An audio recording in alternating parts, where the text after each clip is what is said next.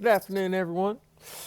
I am back at the range, and today I thought we'd just do a fun video about my favorite cartridge of all time. And so I've had the opportunity to shoot a fairly good myriad of different cartridges and different configurations, over the last 30 years or so. And so I thought today, after, years of shooting and years of practicing and just experiencing lots of different things, heavy guns, light guns, hunting guns, light dabble in some competition rifles type thing. I would share my favorite cartridge out of all of those things. And so it's kind of funny because this cartridge is definitely not new. As a matter of fact, it's at this point it's kind of getting maybe in the classification of ancient. I don't know. I'm 41, so it predates me by a long shot. Okay, so understanding that this just because it's my favorite, a couple things here, doesn't mean it's the best at everything. Doesn't mean that it's a fit for you and what you do. Doesn't mean that it's the best at anything really, but it's my favorite. Okay, and so I'm going to throw out why it's my favorite, and we're just going to kind of explore this cartridge a little bit. And I think that's part of the reason why it's my favorite is because it is literally probably took me 20 years, of shooting and then getting into hand loading and all these different things. And having this in multiple different configurations of rifles to finally kind of get to a point where I feel like I have truly kind of explored a lot of what this cartridge has to offer. But I don't think that even after this long and thousands of rounds later in multiple different rifle configurations and things like that, that I have actually, completely know everything there is to know about this cartridge, because that's just how versatile and crazy cool it is. So some of you probably already guess what cartridge I'm talking about, especially when I said the word versatile.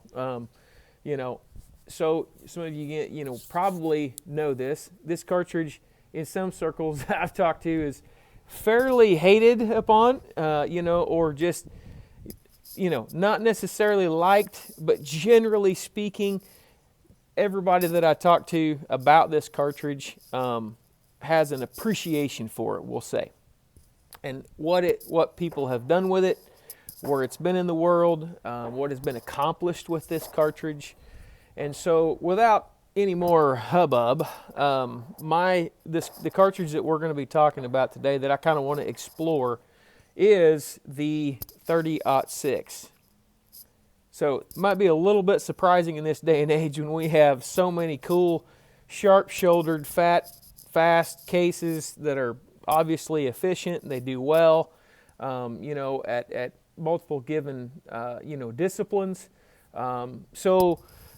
Yeah, this thing is long, skinny-looking, terrible taper on the, shoulder, 17.5-degree angle on the shoulder.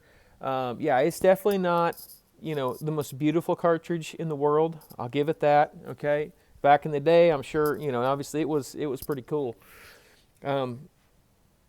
So once you get beyond the look of the cartridge, and I know that means something to some guys, it means much less to me, because I'm a hunter and I like to shoot quite a few rounds every year, many as I can. But I don't like to use a rimfire to do that. I like to use the actual equipment that I'm going to hunt with and that I'm going to, practice with, hunt with, the same thing back and forth. Even in some, little dabble of competition that I've been in, this cartridge also works pretty dang well for a lot of those applications. So the 30-06, man, it's like, it is, I've owned one of these things since I was 14. I started off deer hunting when I was 10 years old. Like many of us, like everybody probably, grows up hunting. I used a 30-30, killed my first deer with that, hunted with that for a few years. And then my grandfather gave me an old Savage 110 model E-Series synthetic stock .30-06, okay? And so that began my, so to speak, really, investigation into this cartridge, and it was very soon that I realized that, this thing's a different animal than the 30-30. It does recoil a little bit more, especially in that lightweight synthetic stock, factory configured Savage 30-06. There was some brisk recoil to deal with. But we stacked lots of deer with the 30-06 when I was a kid growing up. I still use it to this day. I couldn't tell you how many deer that I've had the opportunity to harvest with that particular rifle. That's been years ago. But so fast forward to today. I love long range shooting, and I've been into long range shooting, for quite some time, and it's one of my favorite hobbies. And so I love to hunt. I love to long range shoot. I love to practice. I love to, I just love to use my rifles for recreation in many different ways. Okay. And so I quickly began to realize that I had been handed a tool that would do almost all of those things fairly well, surprisingly well, actually.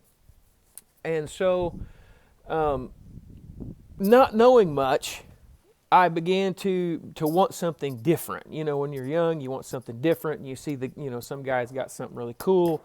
In the back in that day, that's when the ultra mags were popular and they'd come out, and so speed was all the rage. And I was like, man, I need to get me a 300 ultra mag. You know what I mean? Well, I never did get one of those. Okay, partially just because I didn't feel like when I was younger I could afford the ammo to be able to shoot one. Number one, I probably could now hand load for it and minimize costs and things like that.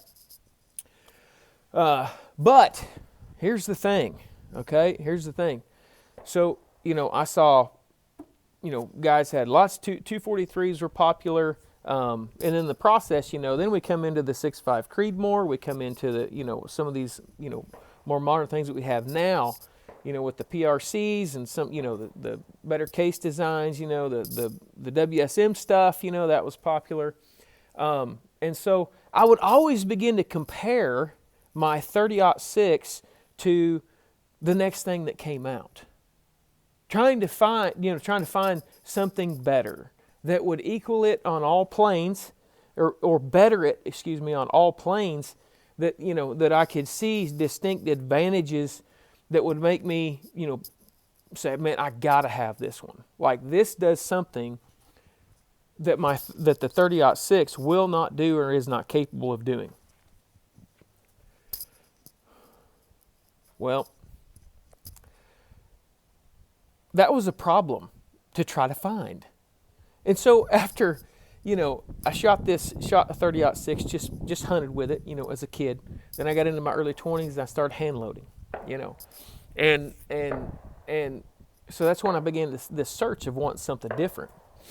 So I started, scavenging the ballistic tables, trying to find the ballistic advantages and things like that. But as there's always a trade-off with everything. So, I'd compare it against, some of these, the newer cartridges, the 300 short mag, the 300 Win mag, the 300 rum, and all that stuff. And man, those are faster.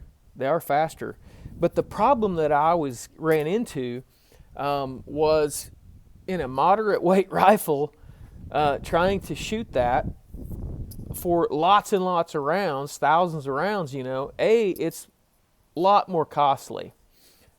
B, recoil is, I don't care what you do. If you set two rifles up exactly the same, one's in 30-06, one's in a 300 Win mag, and one's in a 300 rum, you put a brake on them, I don't care. But if you put the same components on those rifles, the 06 is going to recoil less. There's not much difference between an 06. A 30-06 and a 308 are much closer together than that other group of cartridges in my mind, in terms of recoil. So the other thing that I struggled with, and I know guys are probably going to freak out on me about this, because if you go get a reloading manual, you go look at paper ballistics, You know, some of these cartridges, these Magnum type cartridges, are listed at 400 and 500 feet a second faster than the 30-06. Okay, there's a couple things about that. You know, yes, they're always going to be faster. I'm not going to argue that the 30-06 would ever outrun a 300 rum. It's just not going to happen. There's, you know, I mean, there's no replacement for displacement in the automotive world. You know, when I'm building motors, hey, bigger motor, it's always going to make more power. Okay, but there is a trade-off. Okay, there's a trade-off, and there's a point that things get to where it becomes just so dang inefficient that you're really not gaining any more velocity for the amount of powder that you're burning. You know, again, no knock against the rum. I think it's an awesome cartridge. I think the 300 Win Mag, awesome cartridge. If I hadn't already gotten into the 30-06, the 300 Winchester Short Mag would probably be where I would have landed, because it is, in my mind, this and the 300 Short Mag are dang near apples to apples. And I know some guys are probably going to get mad at me for saying that, but just hear me out, okay? So understanding that there's trade-offs, right?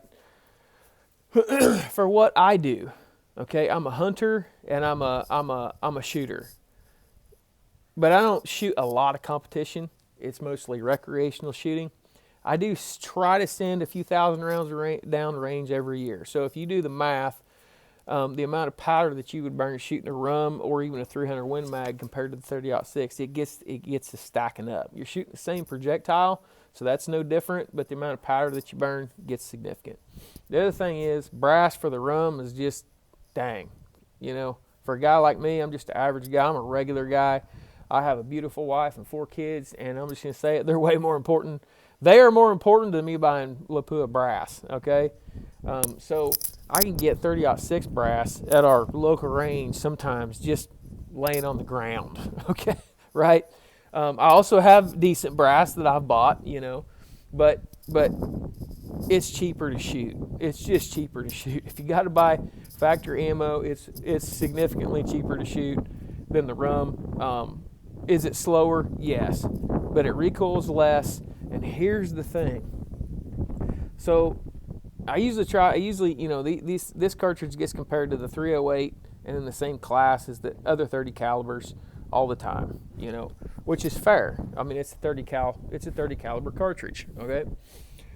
But here's the thing. After many years of hand loading for this round, okay, and thousands of rounds downrange, hand loaded, and every stinking bullet I can think of trying in about, I've had 1, 2, 3, 4, I think I've had 5 different guns, 5 different rifles, chambered in 30-06, configured in different ways. I've had a heavy barrel, you know, with a break, more of a modern setup, you know, with a pretty nice scope, long barrel, 26-inch barrel type thing, and then all the way down to, you know, and then we've got old school, you know, this is a Remington Model 742, iron sights, you know, old school as it gets, you know, cool little gun, to extreme cheap budget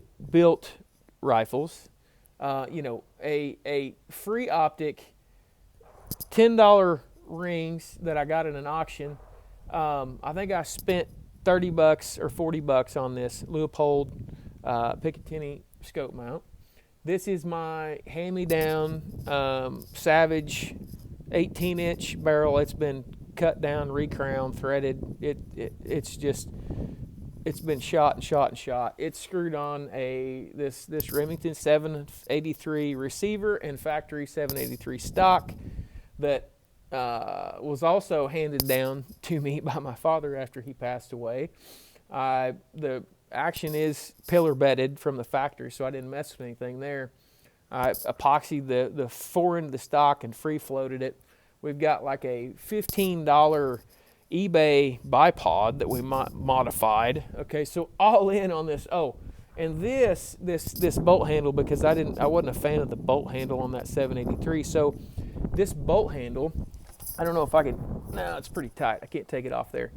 That's actually a piece of hex shaft off of my dad's combine, which I thought was kind of cool. And so I made a bolt knob out of that, just kind of as a tribute to my dad and this rifle, since most of the parts on it originally belonged to him. So this rifle, I think I totaled up, I've got like $150 in this gun, counting the $20 eBay muzzle brake. Okay. Now, I know not everybody gets a rifle handed down to them. I hope you don't get rifles the way I had to get this one. Not fun. Okay. But this is the other end of the spectrum. I've had some pretty nice rifles, and then I've had some extremely, a couple, this one and one other one were extreme budget builds. This being by far the most budget built of all of them, But it's just fun. It's all in fun, right? So this is an 18-inch gun. I've had two 22-inch factory barrels, and a 26-inch varmint contour, more semi-custom type barrel. Okay. Here's the thing with the 30-06. This is what I've noticed across 4 or 5 different rifles that I've owned, and also a few friends' rifles. Okay. Oh, I also had a Ruger American in there somewhere. So I don't know. I've kind of lose track there. But the point is this. Every time I sit down to hand load for the 30-06, okay, box velocity, number one. In fact, when I'm shooting factory loads, it's always really close. What's written on the box usually is tested on 24-inch barrels. Most 30-06s, a lot of them come with 22-inch barrels from the factory. However, that being said, most of the time when I sit down to chronograph 30-06 loads, they're usually real close to that factory velocity. The 308s that I've had, on the other hand, typically usually run a little slower. So there is that, okay? The other thing that I'll say is the 30-06 tops out at like 58 to 60,000 pounds of pressure when you're hand loading for it, okay? And for whatever reason, it seems like the hand loading information is always errs on a really conservative end when it comes to hand loads in the 30-06. Because the thing about it is when I just run up to normal when you're hand loading, you're looking for pressure signs on the brass. When I run that up to pressure signs, a lot of times I'm over book velocity on these loads, and you couple that with some of these new modern powders that we come up with, that have been, out recently, and it's really kind of cool to see. There's been a lot of other guys do videos about, bringing the 30-06 into the 21st century or whatever, so this isn't about that. This is just about my favorite cartridge and why it's my favorite cartridge and what I've done with it and what you can do with it. Okay. Typically my hand loads are pretty dang fast. They're faster than they're hands down faster than any 308 that I've owned by a wider margin than what book velocities typically indicate, by somewhere around 50 to 100 feet a second. Okay. Which I know that gets the 308 guys upset, but hey, I'm a 308 guy too. I love 308s. I think they're awesome. Okay, I love it all. So this isn't a 30-06 is necessarily better than the 308. That's not what I'm saying.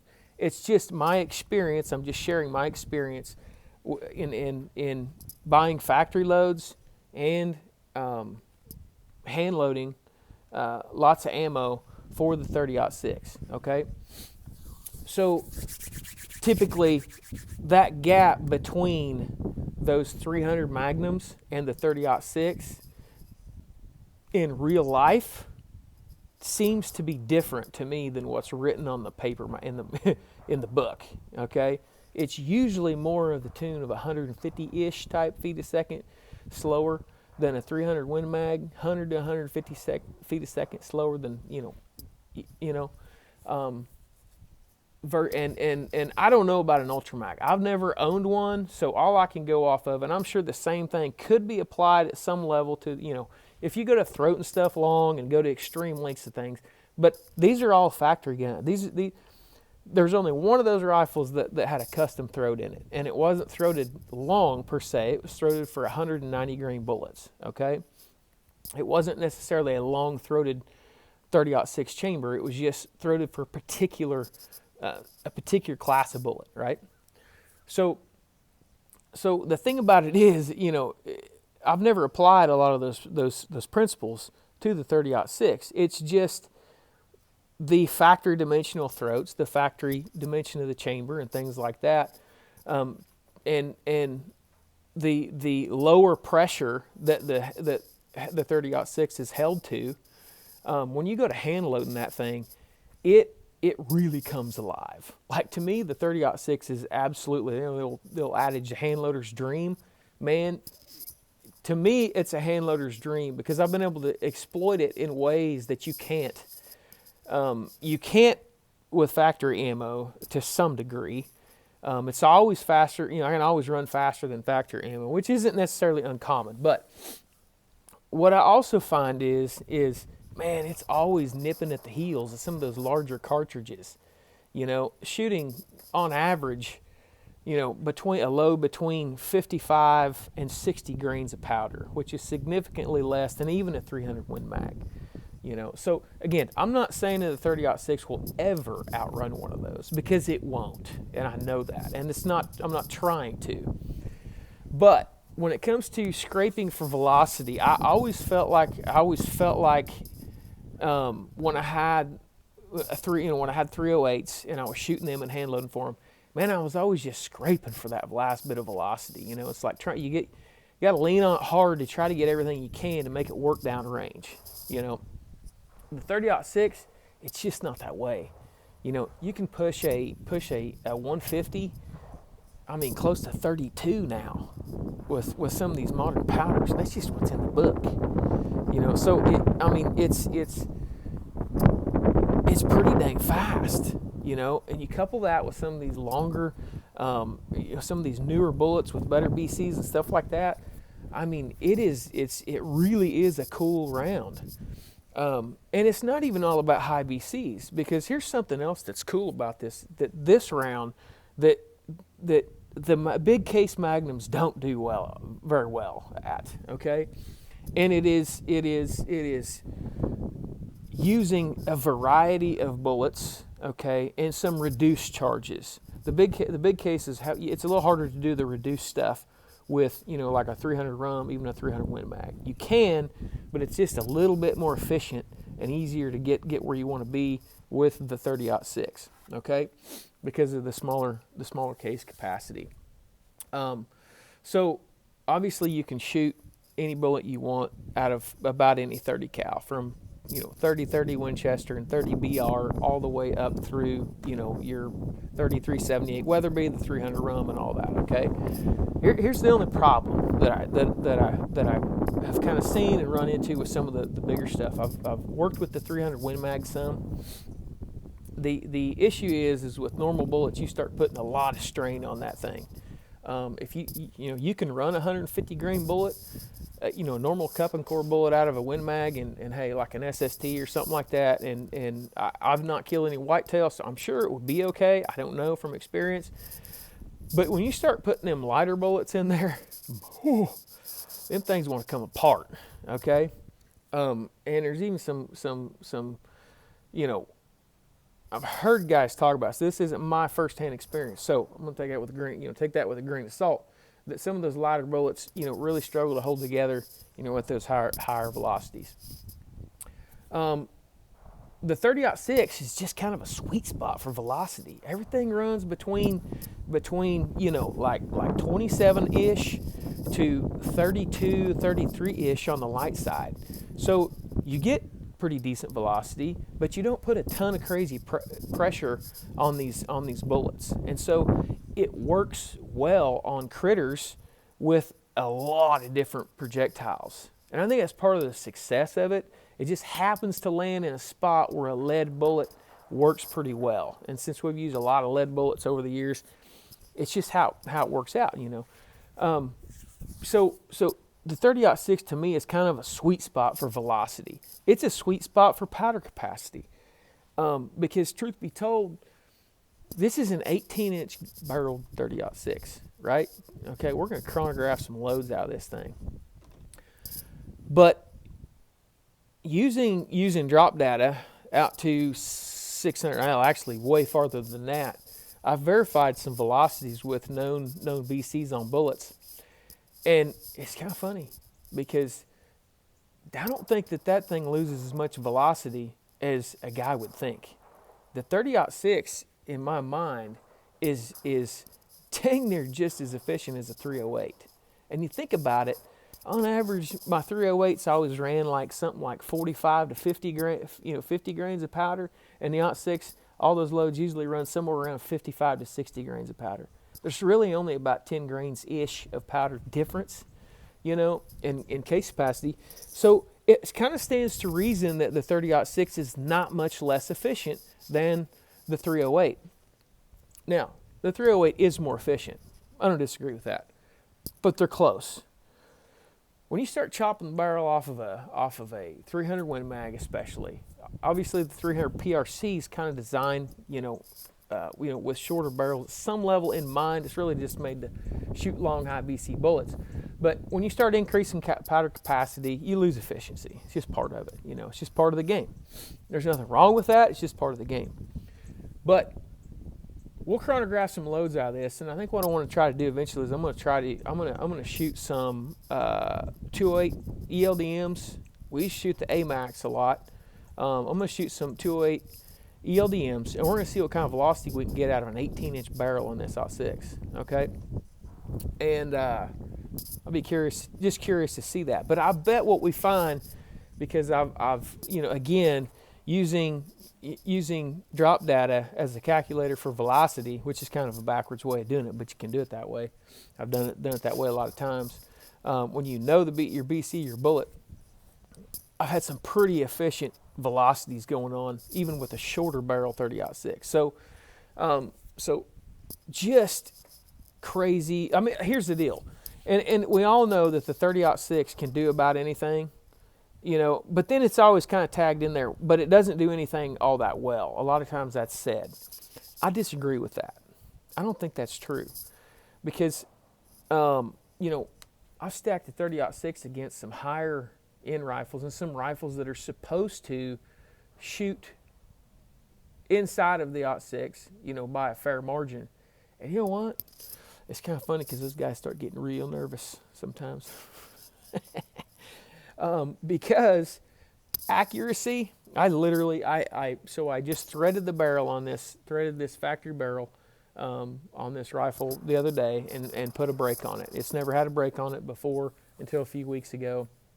And so I just took 4 or 5 different loads from hand loads that were shooting good out of that barrel. I threaded it, put a brake on it. Obviously that's going to change some stuff. It's going to change the barrel harmonics a little bit. So I didn't expect it to shoot as well as it normally does, and it didn't quite. Usually this old barrel will shoot 3/4 to 1 inch type groups, sometimes 1 1/4. It's not a super accurate barrel, especially anymore because it's been shot a fair amount, but it's usually acceptable velocity. So I sit down here with, let's see, 1, 2, 3, 4 different loads that I had worked up. 2 different they're 123 grain 7.62 by 39 bullets. Don't do that at home. 2 different loads for that. One was a soft point, one's a full metal jacket. A 165 Hornady SST and a 170 Sierra flat nose Game King. Okay, at 100 yards. All right. All of those loads were within 1 1/4 type group, every one of them. So, and that's without even going back and tweaking anything. So, it's just, and I always kind of say, man, you could load a 0.6 with stinking rock salt and gravel, and it'll just about shoot, pretty decent. I've just never struggled to get accuracy out of one. And so, anyway, my favorite cartridge, hands down, of all time, is the 30-06. And I've used it in a lot of different arenas. I've used it in a lot of different ways: light guns, heavy guns, short barrels, long barrels. You name it. And it just, golly, it's like guns usually feed well, function well, they shoot well. It's like, man, I have a hard time getting away from it. I haven't really found anything that is way better, enough better, that makes me want to go, hey, I'm going to get rid of it. I'm going to completely do away with the 30-06 and buy this other cartridge. I have other cartridges. I've had a lot of other cartridges too, and I enjoy shooting other cartridges. I've got 7mm Magnum, a 35 Wellen, a 6.5 Creedmoor. I've had, we got 223s. We've had, what else? That may be about it. Seems like there's been one or two others in there along the way, But and then a lot of friends have had a lot of other things, and man, I just keep coming back to this round because it doesn't recoil bad. I mean, this rifle right here is probably a 8-pound gun, and it just, with that brake on there, it just doesn't recoil bad at all. I mean, you could shoot quite a few rounds through it and be comfortable shooting it. The other thing that I've had an absolute blast with, and we're going to kind of wrap this part up, is the experimentation with different projectiles out of this particular cartridge. Okay, and I've got kind of a sampling here. This is a small sampling of things that some I have used. Most of these I've used. A few of them I haven't tested yet, but this is a small sampling of what's out there that you can use in the 30-06. And the thing about it is there's only a couple bullets that I can think of that may not work, just maybe a little bit too heavy, on the heavy end of the spectrum for the 30-06. Might be like the 245 Burger, the 230 Burger, and the I think Hornady's got like a 230 grain bullet too. That may be tipping you'd really have to have a long barrel, a long throat, and have the gun particularly set up for those projectiles to probably make them work. Would it still shoot? I don't know. Probably. My experience tells me you could probably make it work fairly well.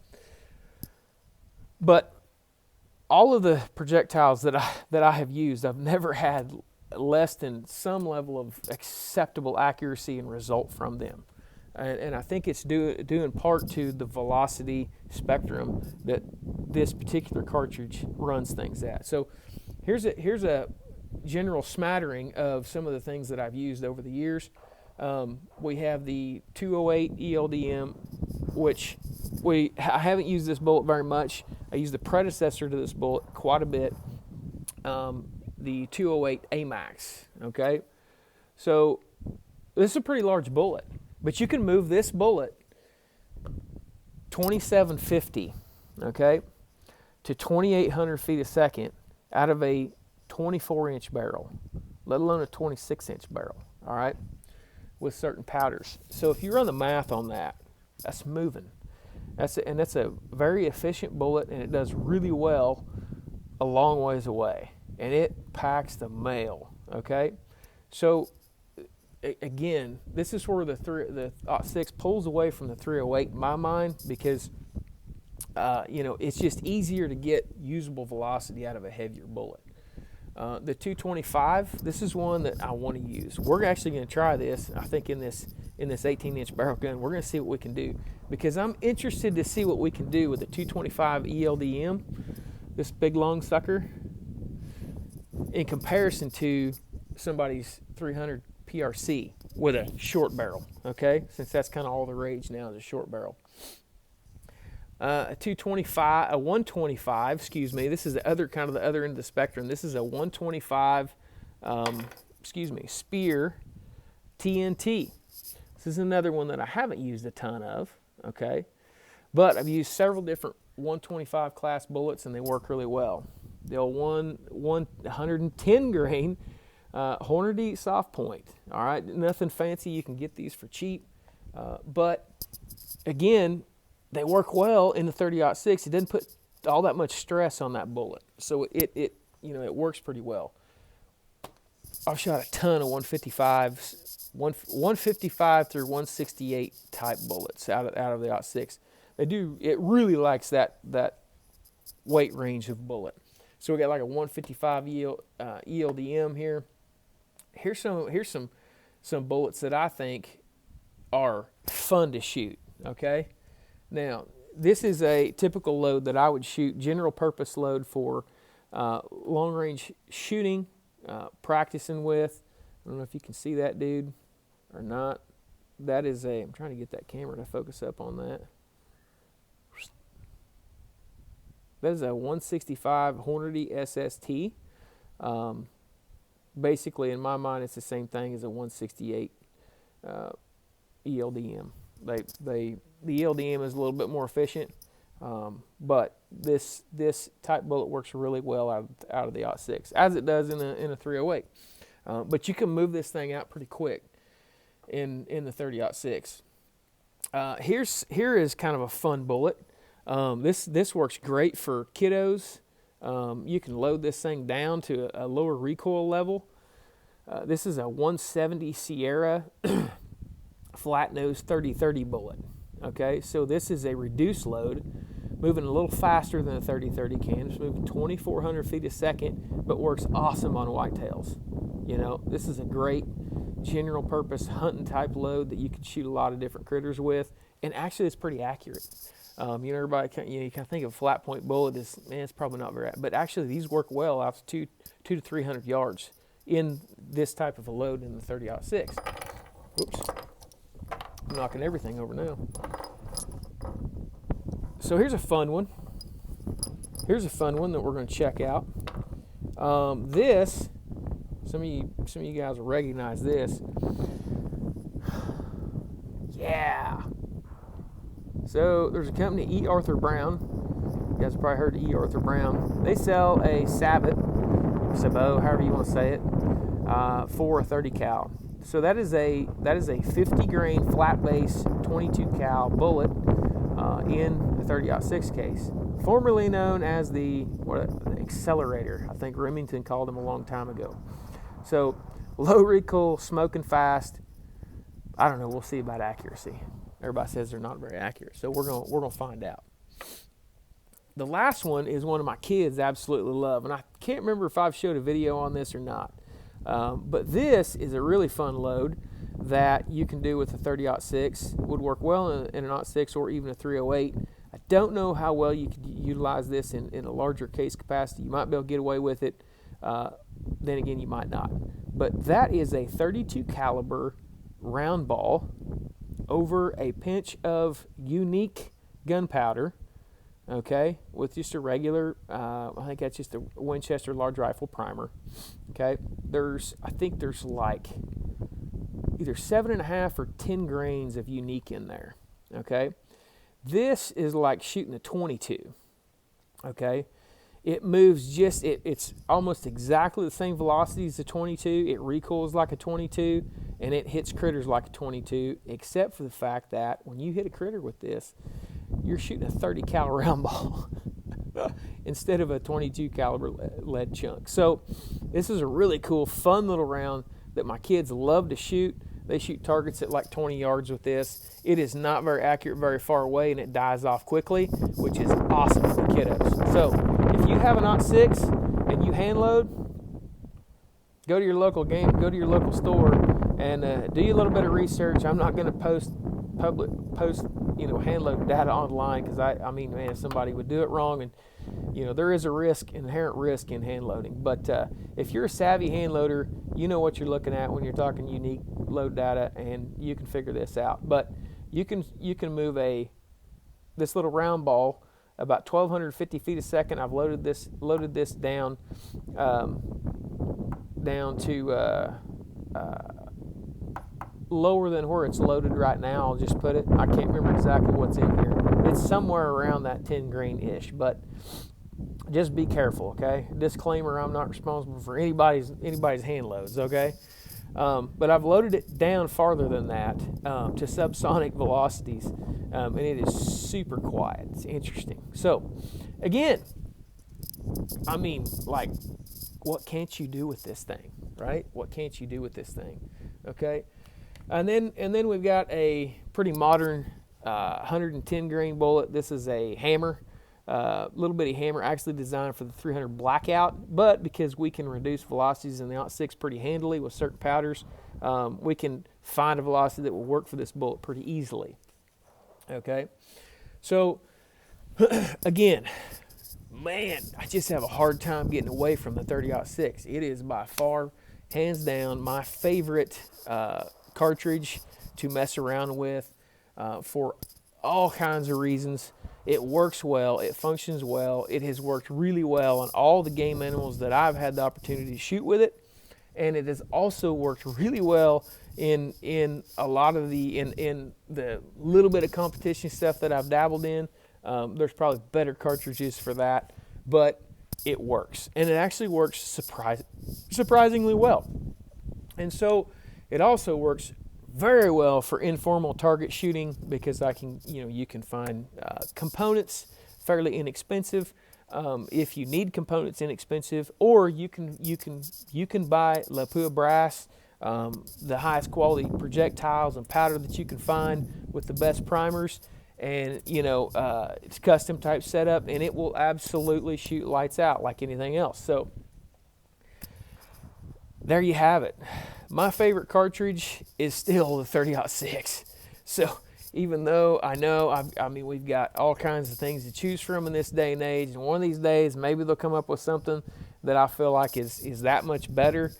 I just haven't personally found something that works in so many different platforms so well, with tolerable recoil, good velocity, and just all of the attributes that the 30-06 has. I understand that it's not the most beautiful looking critter in the cabinet, but it just works, and it works so well. So if you have a 30-06 and that's the only gun that you have, you're set. You're good. Thankfully, we live in a country where we don't have to pick just one gun, and so I've got lots to choose from, as everybody else does, but again, here I am today, and what have I been tinkering with? And I've got other stuff laying around. I've actually got other stuff I've finished building, and I've got probably more cool cartridges laying around, but sometimes it's like, man, I don't even know why I'm still fooling with it, but it's just awesome. It's just fun. It's just fun. And then when you show up and somebody's got a super high-end rig and you pull out your 30-06 and they're like, oh yeah, I'm going to smoke this guy.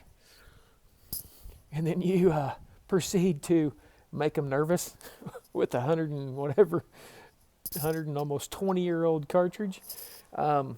It's just fun.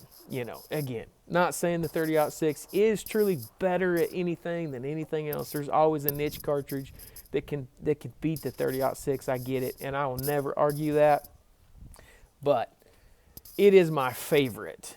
So there you have it. That's my favorite. I'd be interested to see what your favorite cartridge is and why it's your favorite cartridge. Share with me your experience. What have you done with it? Why? What does it do for you? How does it appeal to you, and why is it your favorite cartridge? I really have a lot of fun with this, with the 30-06. I hand load for it. I can buy factory ammo if I need to.